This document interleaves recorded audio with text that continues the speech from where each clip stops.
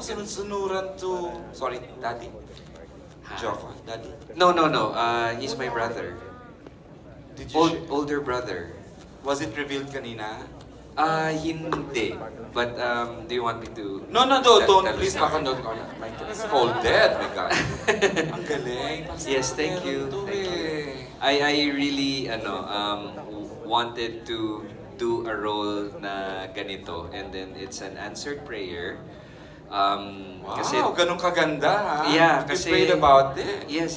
Kasi ever since kasi, I told Direct FM also that I wanted to do a character like this na alam mo yun, offbeat kasi for the longest time I've been doing alam mo yun parang leading man stuff. Correct. Oh. 'Di ba?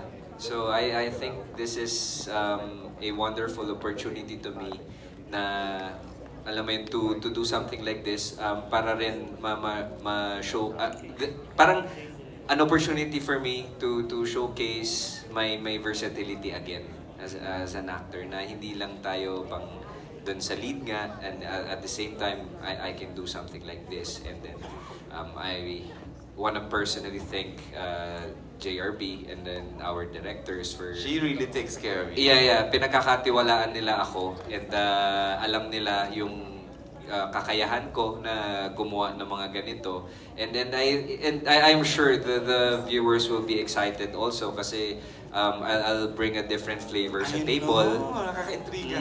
And then alam mo yan, nag-prepare talaga ako para dito.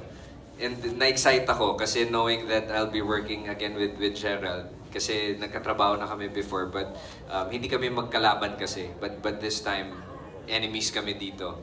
So, alam ko na yung uupuan ko na posisyon very hard and very challenging kasi nga si Gerald yung palagi ko makaka-eksena dito kaya kailangan nilang abangan. It's challenging but it's beautiful to watch and then the dynamics that we have here yung pagkakatimpla ng mga directors namin dun sa mga characters it was beautifully done.